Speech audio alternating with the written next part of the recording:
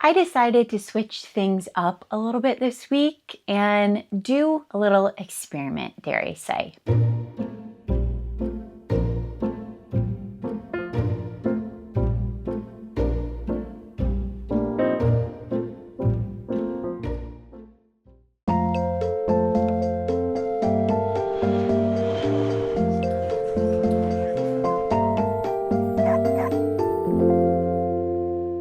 One of the biggest questions of all time is the book better or is the movie better? Or if you're like me, should I read the book first or should I see the movie first? There's a movie that just got released that I am so excited about. I've been seeing such incredible reviews and videos, and I've owned the book for quite a bit now. I've also had my eyes on the book just in general. I know so many people love it. As a reader, a lot of times I do read the book first in general, or I'll have already read the book and then years later the movie comes out and I'm so stoked to go see it. But a lot of times I'll see a movie and I love it and then I'm like, wait, should I read the book? And then, I ask my friends or I go on TikTok or, whatever I do. I thought this week that with this book and with this movie coming out, I'm gonna do my own research and read the book first and go see the movie and let you know what I think, my thoughts as I'm reading, my thoughts after I watch the movie, and just all the things. I am gonna be reading and going to see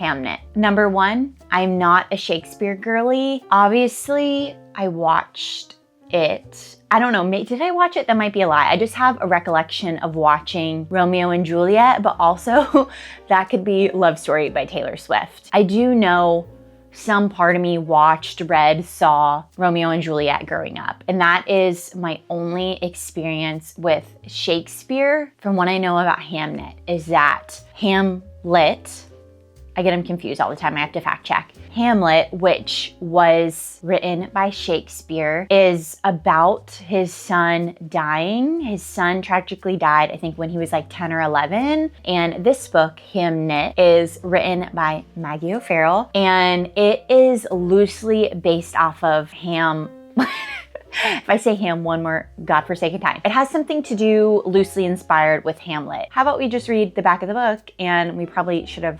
research Taylor beforehand. We're learning as we go. This is a vlog for research. So, I'm actually glad I don't have it all figured out as I'm filming this intro. The back of the book says, England 1580. The Black Death creeps across the land, an ominous threat, inflicting the healthy, the sick, the old, and the young alike. A young Latin tutor, penniless and bullied by a violent father, falls in love with an extraordinary, eccentric young woman. Agnes is a wild creature who walks her family's land with a falcon on her glove and is known throughout the countryside for her unusual gifts as a healer, understanding plants and potions better than she does people. Once she settles with her husband, she becomes a fiercely protective mother and a steadfast centrifugal force in the life of her young husband, whose career on the London stage is just taking off when his beloved young son succumbs to sudden fever. Miraculous, brilliant, a novel told with urgency of a whispered prayer. We're doing some research in this video this week, kind of just like asking two questions in this video. Do I read the book first before I see the movie, or do I see the movie and read the book? And the second question is kind of, is the book better than the movie? I'm very, very excited. I've always been a huge reader, but I have not always been a huge movie goer, movie watcher. I feel like a goal for the new year is, number one, to get more into Broadway. I'm a flight attendant and I go to New York all the time, and I've never seen a Broadway play in New York, but I want to go see more Broadway plays. In the spirit of that, I also just really want to care about movies a lot more. I live in LA. I've been here now for almost 7 years, I think. It is where movies shine all of the time. I mean, it's Hollywood, it's glamour, and I don't care about movies and film and cinema as much as I should. All of that to say, this video is hopefully going to, just ignite that spark. There's something about a book to movie adaptation as a reader that's just so special. I'm excited to read with you, to hang out with you this week. I don't know. I thought it could be fun and new and exciting. At least for me, hopefully it is for you too. Hopefully by the end of this, I will have a new book recommendation for you and a new movie recommendation for you to go see. Does it get better than that, guys? We're reading and we're going to the movies. I mean, it's gonna be an awesome week.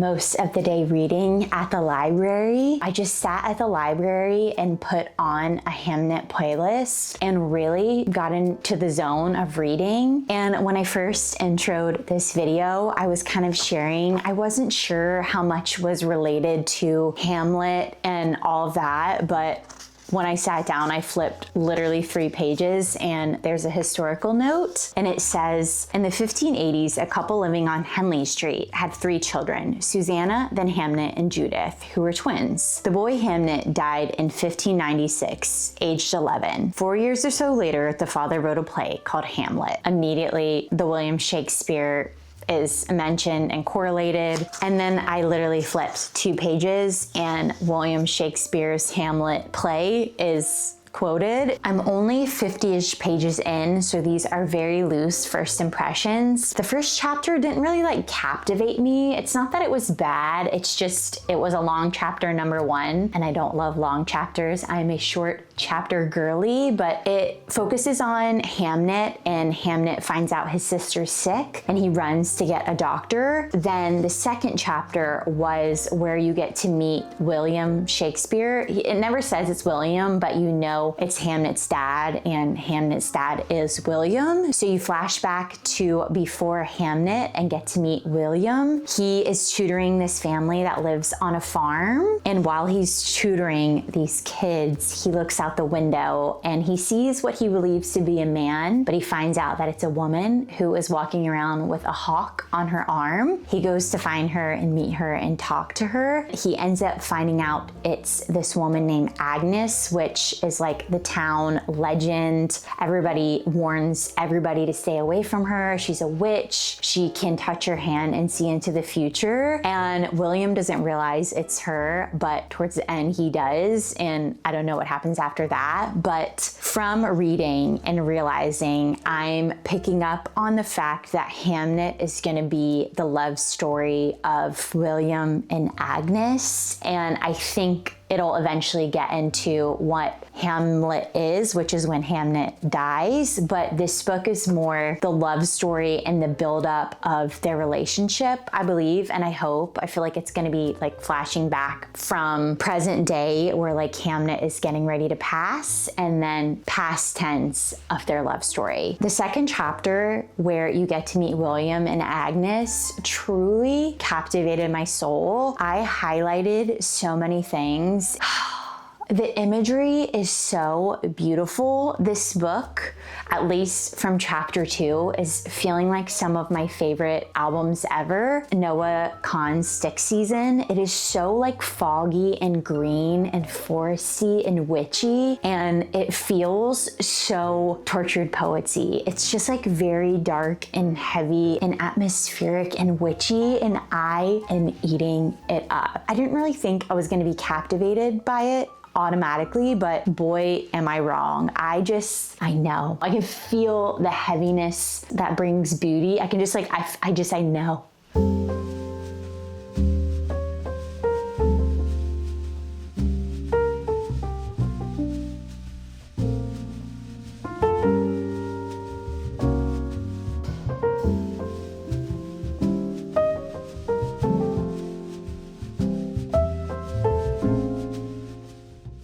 I stayed up way too late reading Hamnet. I read another 50 pages, so I'm 100 pages in now.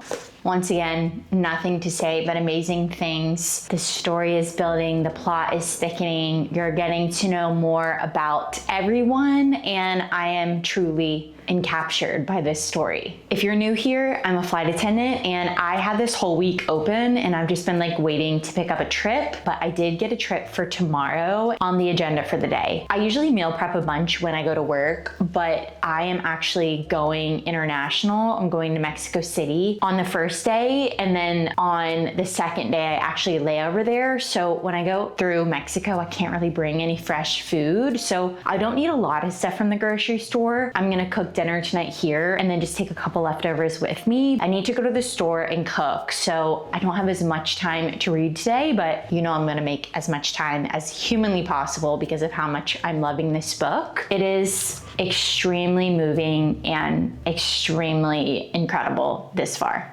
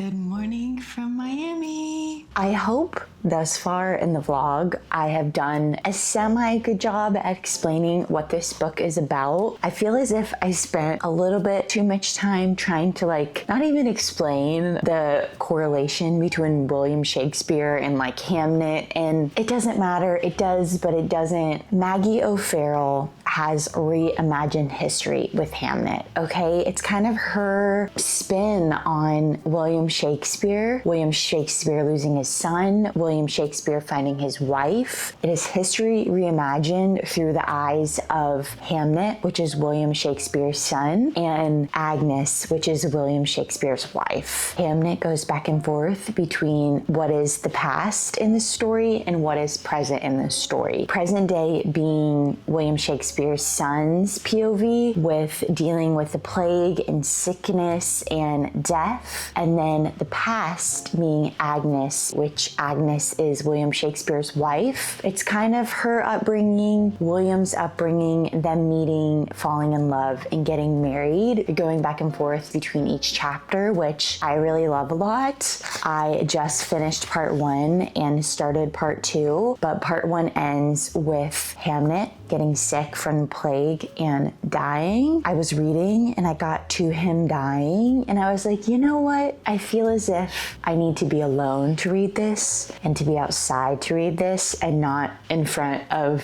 200 people reading a book about death.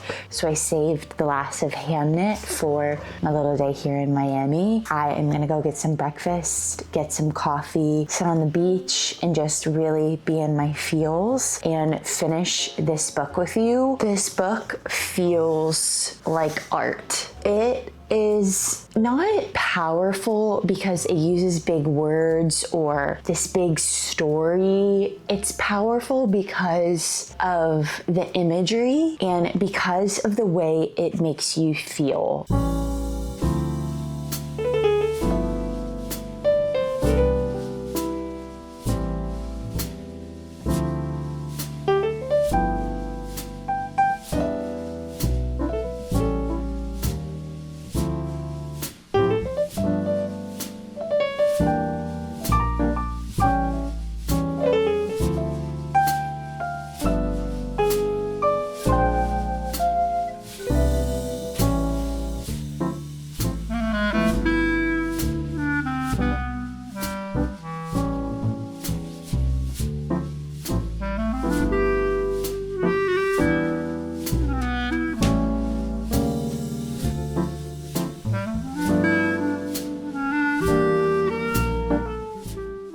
I'm officially home now. Last time I talked to you was in Miami on day 2 of my 3-day trip. I realized I didn't really give you a final rating / final thought of this book, and I wanted to do that before I go see the movie. I'm going to see it this afternoon. I'm gonna go get my hair done here in about an hour, and then after my hair, I'm gonna go see the movie.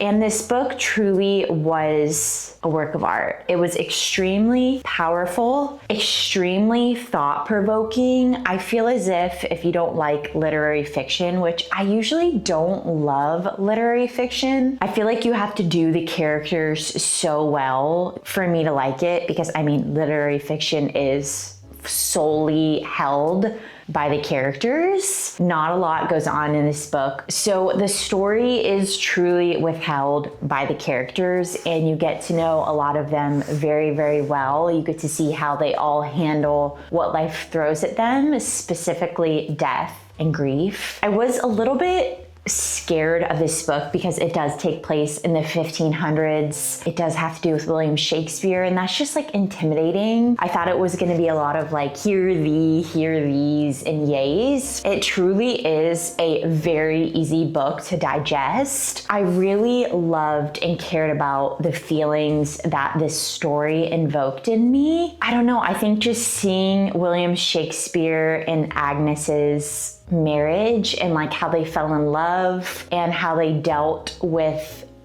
just things life threw at them was really captivating to me. I feel as if I'm gonna give this book a 4.5. If you like historical fiction or William Shakespeare, or you love books driven by characters and their pain. And also, if you like books that are so eloquent and beautiful and feel like a spell. I don't know how to explain how this book made me feel, but it was so green and so foggy and so witchy. It had the vibes to a T. If any of those things are up your alley, read this book. Don't be intimidated by it. I know it's William Shakespeare. I know it's like the 1500s, but it was extremely easy to digest. And as heartbreaking as it was absolutely beautiful. It was magnificent. A 4.5, my final rating. I'm so excited to go see the movie. I can barely stand it. I'm pumped.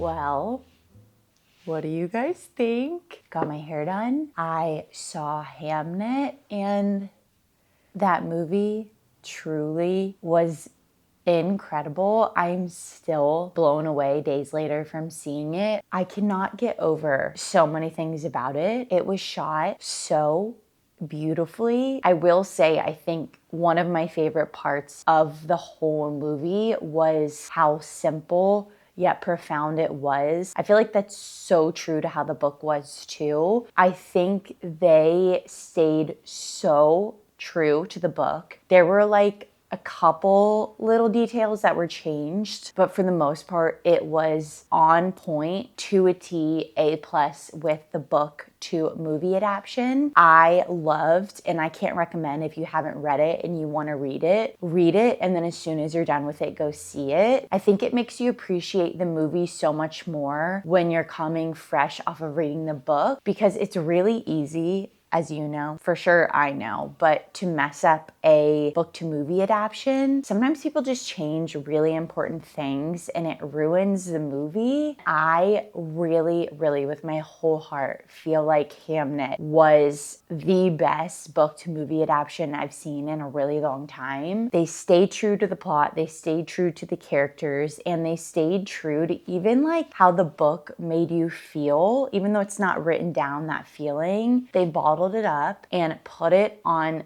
the screen and made it come to life 10 times more, which is so special to do as a reader. The performances were incredible. They were so moving. Paul Mescal was casted perfectly. Jessie Buckley, she was incredible. It's been a really long time since I've seen a movie and I'm watching it and I'm so like moved and captivated, and it makes me think, oh, this is why people are actresses or actors. Like, this is it. And while I was watching Jessie Buckley play Agnes, I was so moved and I was thinking like, oh, this is why people do it. She had to give birth in the movie, and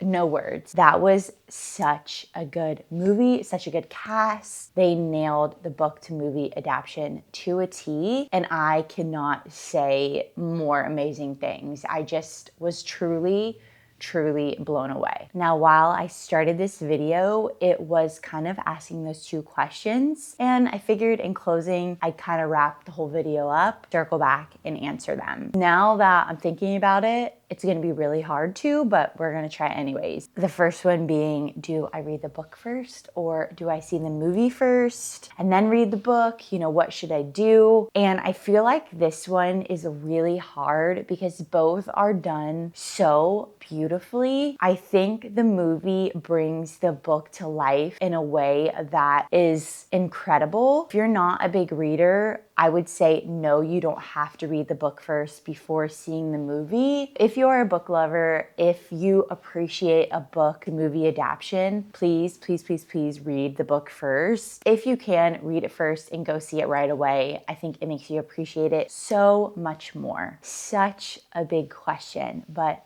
is the book better or is the movie better? This one is really hard because I loved the book so much, but I think the way they brought my emotions and my kind of, you know, when you're reading a book and you're like imagining it and the way it's making you feel, and you can't really like put that into words. The movie did it to a T. And I feel like if the book is here, ooh, the movie is like here. Hamnet was a 10 out of 10. Book was amazing. Movie was amazing. Cast was amazing. Vibes were amazing. If you're needing a new book to read, don't be intimidated by it because it's Shakespeare. It is so easy to digest. I rated it a 4.5. And the movie is incredible. And you should, without a doubt, go see the movie. I'm going to rate the movie 5 stars. I'm going to say this experiment was a success. 10 out of 10. I love Hamnet forever.